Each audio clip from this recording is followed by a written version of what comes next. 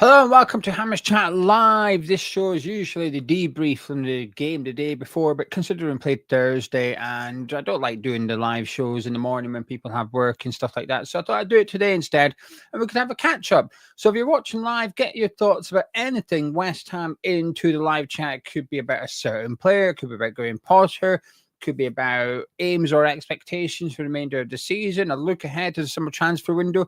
I feel like a lot of attention is turning towards the long-term planning of West Ham. I say long-term, start of next season, really. It's only 6 months away, isn't it? Not even that, 5 months away now. We're in March now, aren't we?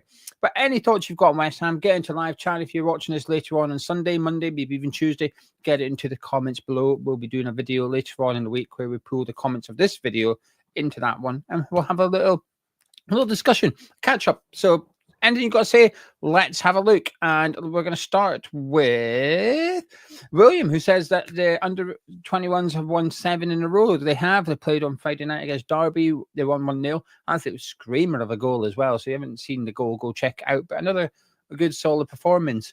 Orford and Casey were not involved in that game because West Ham under 18s played on Friday against West Ham's current senior team, behind closed doors friendly type thing. The senior team won, I think it was 5-0. Ings and Guilherme were involved in the goal scoring. Paul saying, would we rather A, get more points and finish a place or two higher, or B, bring in a couple of youth players such as Casey, Orford and Guilherme for minutes and be better prepared?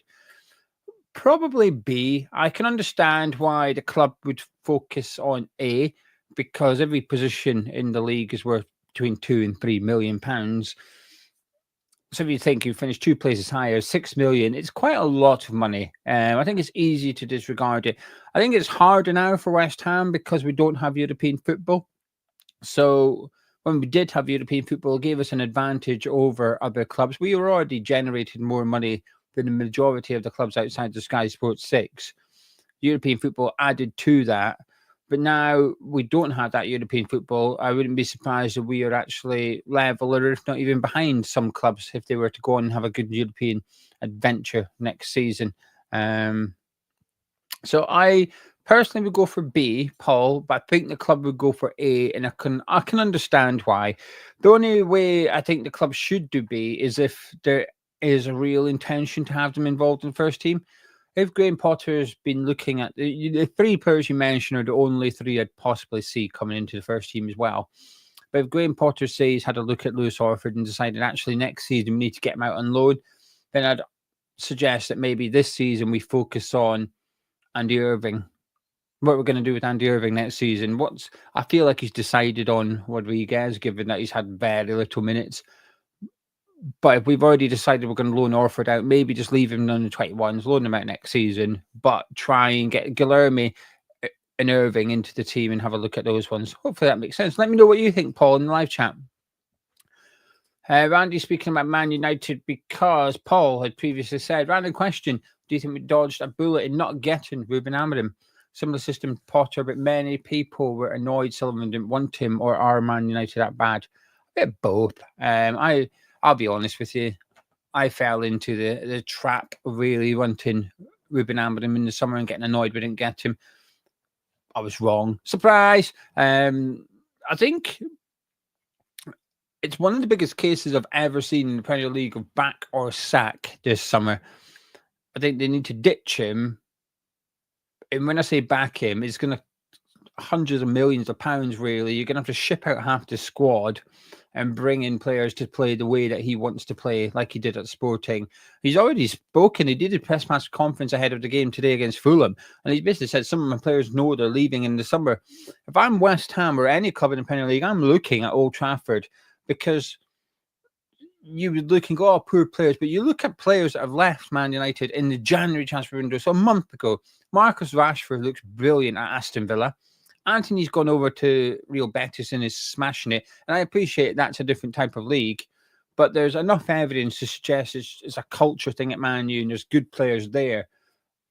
So is there any players that we would like? I appreciate they play similar ways under Amorim and Potter, but it doesn't make them bad players. So I'd keep an eye on Old Trafford and see if there was a bit of a fire sale. And if so, if there's anyone we fancy bringing in.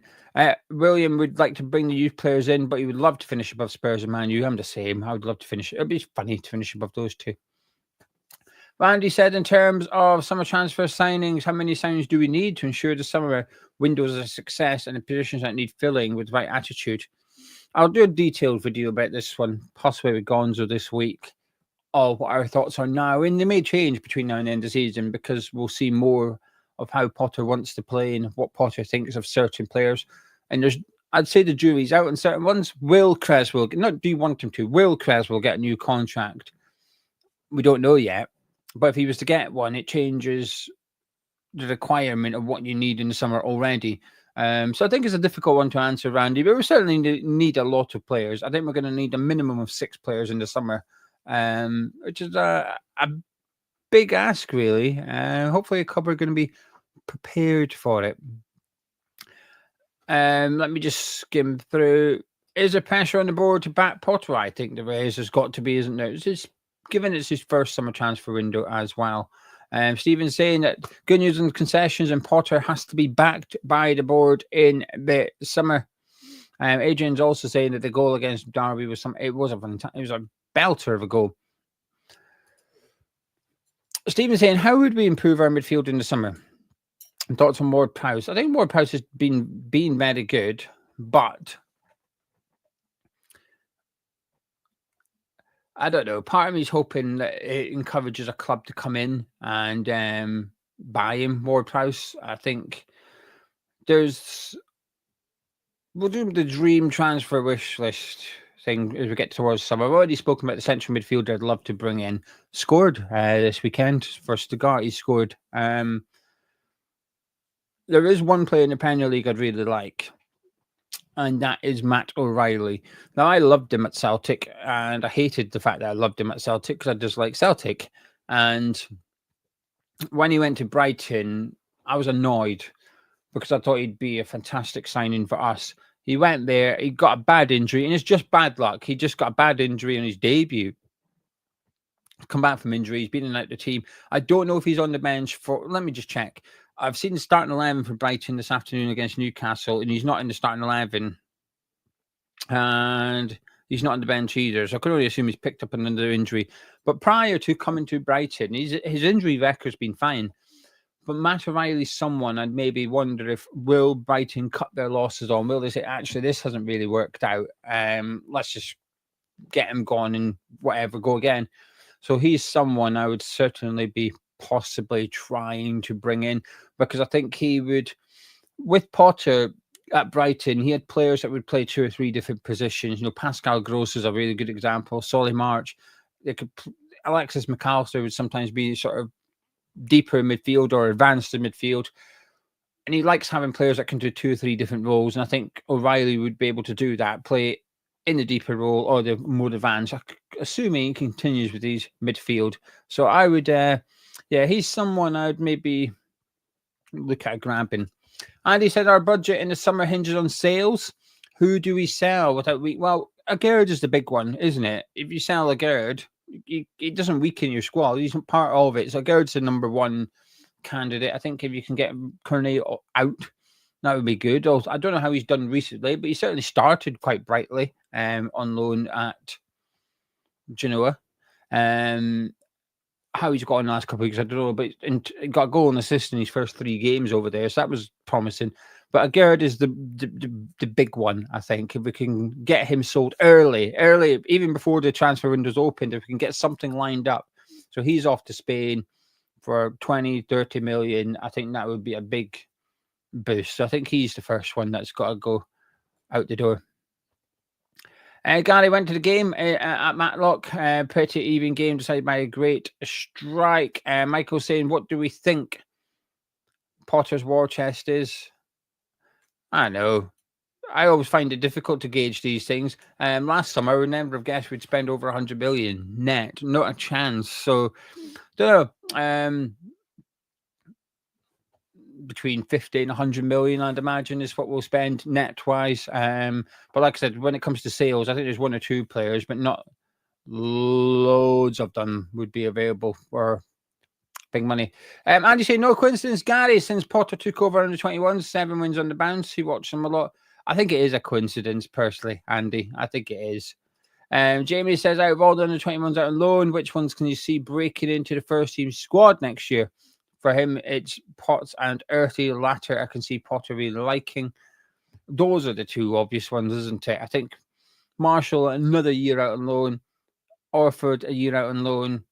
And then, like you said, Potts and Earthy, perhaps. Certainly had them around in pre-season because you can always get rid of them. You can always loan them out later on in transfer window, can't you? I always think your youth players are the last things you deal with usually when it comes to transfer window. First of all, you want to get the out-of-contract players need to be decided upon first. Your loan players need to be decided upon next. The ones that you've got, so Solar and Ferguson. So you've got the 5 players out of contract. Then you've got Ferguson and Solar. And then you want to start looking at players you want to move on, bringing in players as well. And then at the end of the transfer window, I think it's a case of move on anyone that they're just not gonna get much game time and they're not worth a lot. At the start of the window, you want to move on your expensive ones, don't you? But at the end of the window, there's anyone still kicking around that perhaps aren't really worth much money. And also the youth players, the under 21s, you think, right, okay, now we've got to decide, are they going to have a role or are we going to loan them out? Because there will always be Championship, League 1 and League 2 clubs that will bite your hand off to bring in talented players on loan, low cost for them for the season. I mean, look at Carla Marshall and Freddie Potts. It just goes to show that there's great players for lower league clubs at Premier League club level. Septic thinks that Potter would want a whole new midfield as well as a striker. Kevin saying Hearn Moyes wants Soucek and Soufal. I don't believe the rumour. It makes sense, right? But the report comes from nothing. If you go look at the original report, it basically, there's no source. It's just Moyes wants Soucek. According to who? It feels a little bit like of a made-up transfer rumor, personally. I think it makes sense, by the way. I could see why Moyes would want Soufal and Soucek at Everton. But do I believe the rumor? Not really.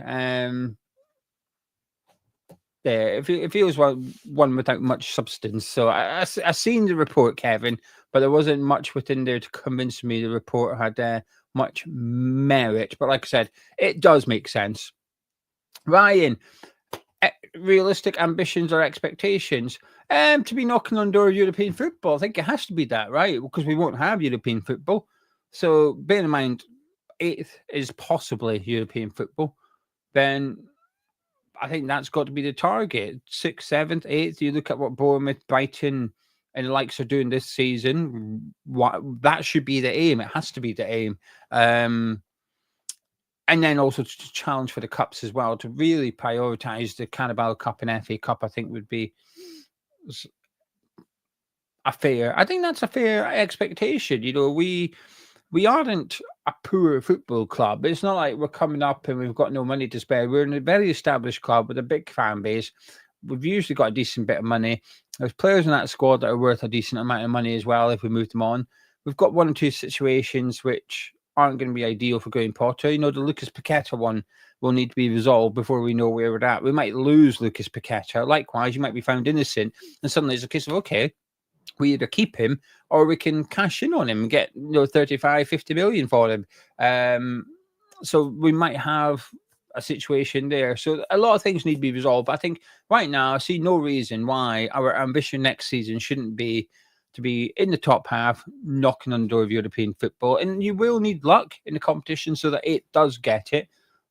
But that's it for me. Obviously, I want to enjoy football as well, but that's hard to. How do you measure that? It comes down to personal opinion and personal preference, doesn't it?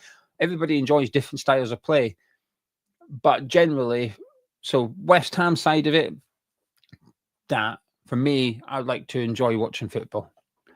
Gary said we've got some fantastic youth players that can easily come into the first team and save us a load of money. Callum's going to be upset if Orford doesn't make it. He's emotionally invested. I agree. I get what you say. I completely agree. Fingers crossed. Fingers crossed. I think he will make it. And he said, bored, we haven't got a game this weekend. We've got a bit of momentum now. It's a shame, innit? Finally win 2 games back-to-back in the league, and then we've got a break. I watched a bit of the Palace game yesterday, but when there was a sending off, it felt a bit inevitable. Palace would win in this sort of it felt like the competition would move.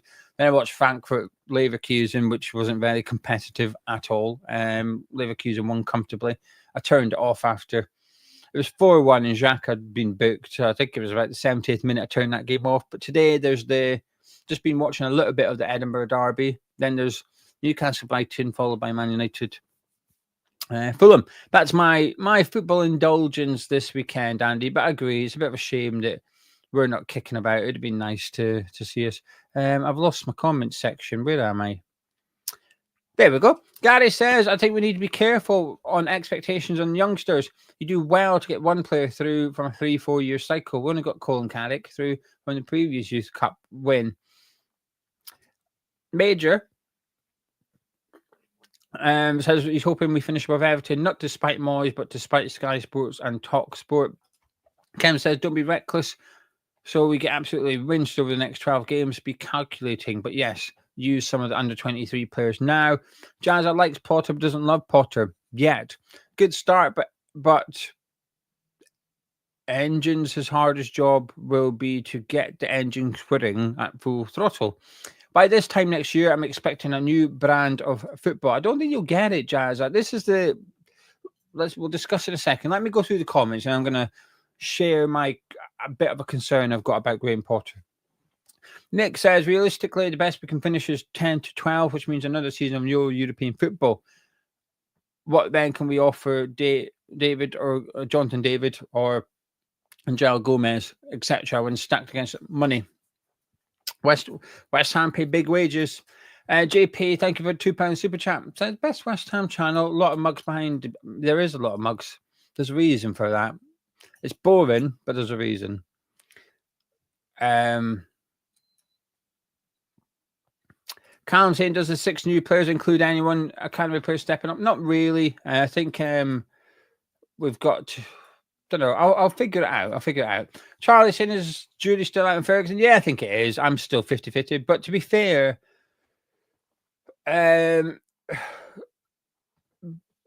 didn't want to buy him, and I've never wanted to buy him, and I don't think I will want to. And you can go back to the January transfer window videos if you want when we signed Ferguson. I was quite certain on my stance. Good player, injury prone. And I said in those videos, I'm pleased it's a straight loan. I'm not arsed about an option to buy because I have no desire to sign him in the summer. And even if he came in and smashed it, I'd still be very cautious because of that injury record he had before he came to West Ham. So is the jury still out? Not really, actually. I said yes, but what I meant was we haven't seen enough at West Ham yet, and we haven't. But for me, my opinion on Ferguson was established before he came to West Ham, and it hasn't changed. It hasn't changed going by what I've seen. I think he just looked a bit rusty against Leicester City. It wasn't great. It looked like a striker that was lacking in much sharpness and lacking in confidence, and I think that's what he is at the minute. It's not a big deal. He's a stopgap to get us through till the summer transfer window, and I don't want to sign him in the summer. Like I said, he's going to have to do something remarkable in his time here to change my opinion on him, because my opinion isn't based on ability. It's based on injury record. And I think there's better strikers out there for West Ham, and would arguably be the same price as Ferguson or even cheaper. Hammer's dad didn't like Joe Cole's interview with Jared Bowen, was more blowing his own trumpet. Bowen's much better than Joe Cole ever was. It was sickening. And Paul saying, how much realistically would you be happy to sell Soucek for, given that we need a dynamic central midfielder and we haven't got loads of cash? For him, it's 15 million, but I'm not a fan of Thomas Soucek's football. But I think 15, 20 million is a fair price. What's his contract? I was actually going to look this up and I completely forgot. Let me have a quick look and see what Soucek's contract situation is, because that's going to play a part, isn't it? In his value also, but also the importance of selling him this summer, if Potter wants him. Come on, I've clicked on it, load up. There we go. His contract expires 2027. Okay, so he's got 2 years to go rather than 1 year. I wasn't sure if it was maybe next summer or this summer. So, given that he's got a 2-year contract left, we're not under pressure to sell him this summer. So, if Potter wants to keep him, he can do. But one thing we've been rubbish at West Ham for forever is selling players at the right time, deciding right now you cash in, you get a good fee for them, and you move on. I wouldn't be upset if we sold Soucek, but to be fair, majority of players could leave this summer, and I wouldn't be too upset. 15, 20 million, I think that would be good to get our money back for him. I think it would be fantastic. We've had really good value out of him already. Even if he was to leave on a free, I'd say we've had fantastic value out of Thomas Soucek. Came in, 20 million, hammer of the year, scored very important goals, helped us win a European trophy. We've had every bit of value out of Thomas Soucek as a footballer, and he's if he goes to Everton, he'd enjoy playing under David Moyes again. Moyes would enjoy having Thomas Soucek. I'm not against selling him. So yeah, 15, 20 million is probably the fee I'd look for him. Kevin says Ferguson's got to start every match unless he's not game fit. Otherwise, Bourne will be absolutely destroyed physically, like we did with Antonio. Lloyd said Marshall scored again. 121 players would suit Potter's style. I think Lanzini would have loved him. Apart from Bilic, Lanzini always had defensive managers.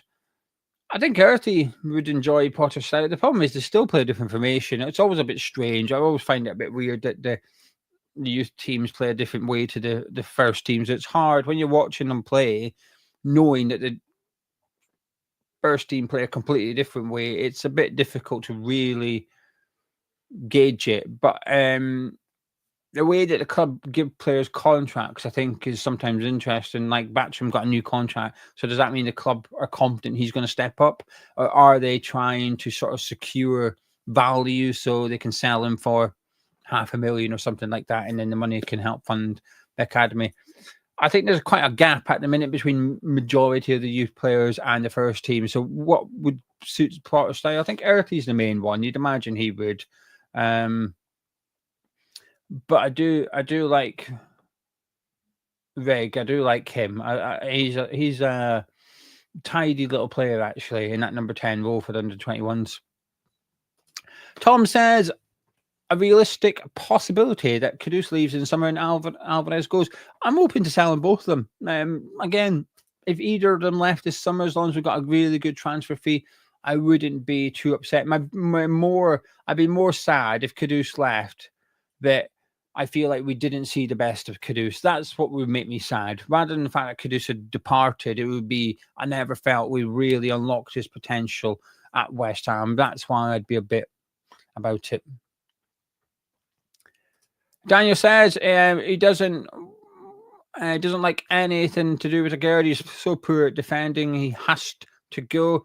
West Ham for life has faith we're going to beat Newcastle. Andy says should we prioritize attitude or talent? Both.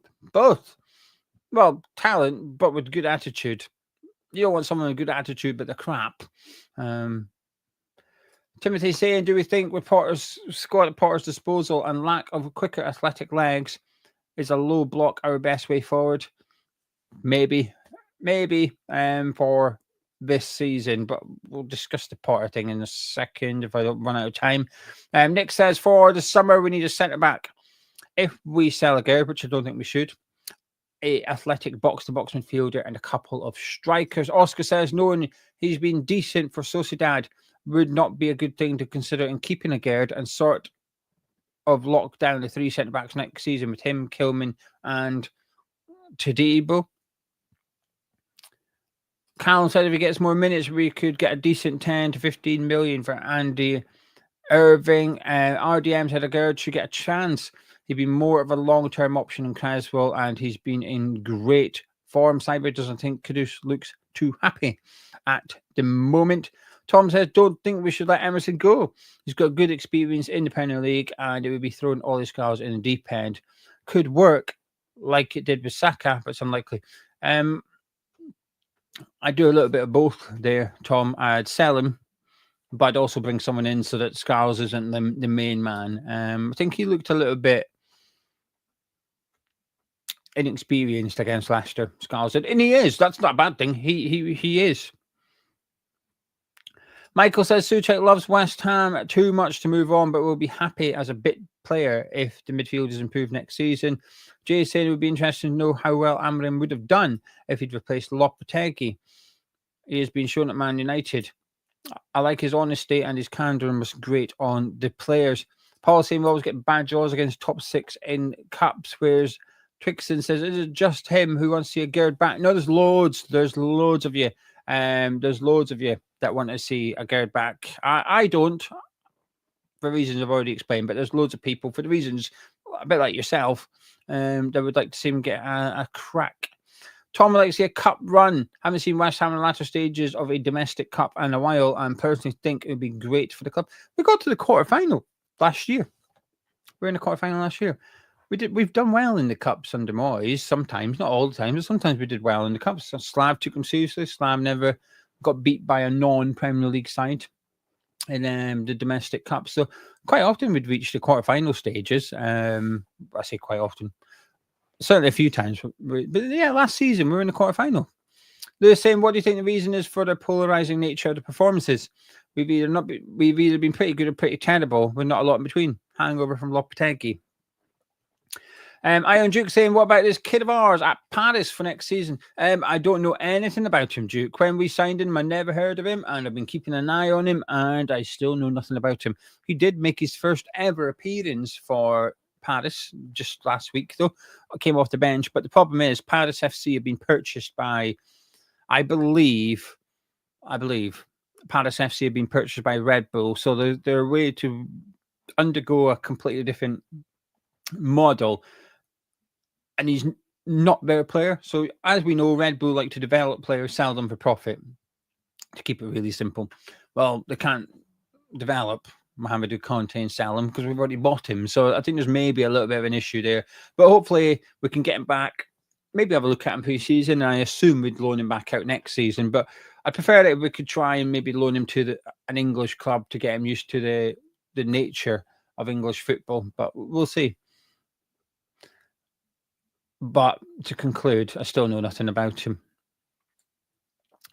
And Randy saying, what does Potter have to do to convince you to be a good long-term coach for us going forward? Ooh, that's a big answer. I'm not ignoring it. I do have time, Randy. I'm not going to lie. The football's on soon and I want to go watch it. I could be here all day talking about this kind of thing. Colin saying, I think we should get Sawyer and Cummings and possibly another top-class striker for the team. Get rid of Ings and Fulkrug. I'm okay to keep Fulkrug.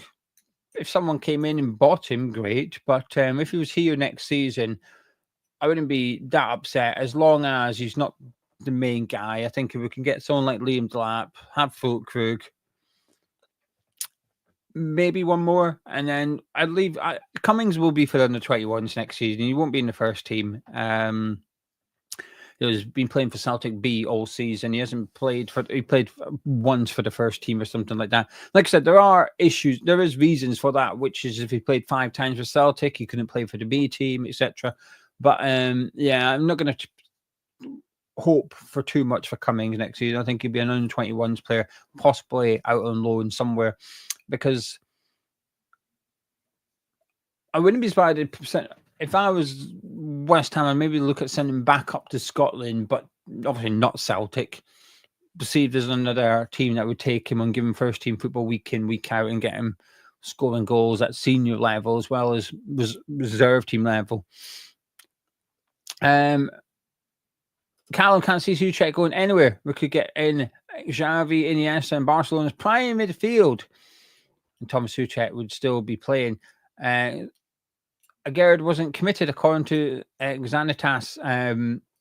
People think he'll be happy here now. That big Spanish club's wanting, and that is doubtful. Jay saying we should have some continuity between the youth and first team. We should play the same system so that players can slot in. Brian saying Potter has set up the team right now to not get embarrassed on the pitch. That's why we didn't play more aggressive against Leicester. He will play slightly different next year. I am not sure about that. I think I don't. This is going to sound so patronising. I think it might depend on your opinion on Graham Potter pre West Ham, but because of my opinion of Graham Potter pre West Ham, I'm not convinced we're going to see a free flowing attacking football West Ham under him. I think it will be pragmatic. I think what you saw against Leicester, it won't always be maybe that toothless, but I don't think he's going to get that much more adventurous long term at West Ham. Even when he gets his players in, I think we'll just get better at keeping the ball. We'll still be pragmatic. I think we'll just get better at it. I think we'll still win games 2-0. We will just get better at it to some extent. At Brighton, they went an entire season scoring 40 goals in 38 games. They weren't always goals. Granted, they missed a lot of chances. There was context there. Maybe they should have scored more than 40. But I don't think for anyone wanting to see loads of attacking football, and I am one of them, under Potter, I don't think it's going to happen. We'll wait and see. I hope I'm wrong. I pray I am wrong. But I think it's going to be quite of the boring nature again next season. But I think he'll be good at it, by the way. I think he'll be good. I think tactically, I think he's a fantastic manager.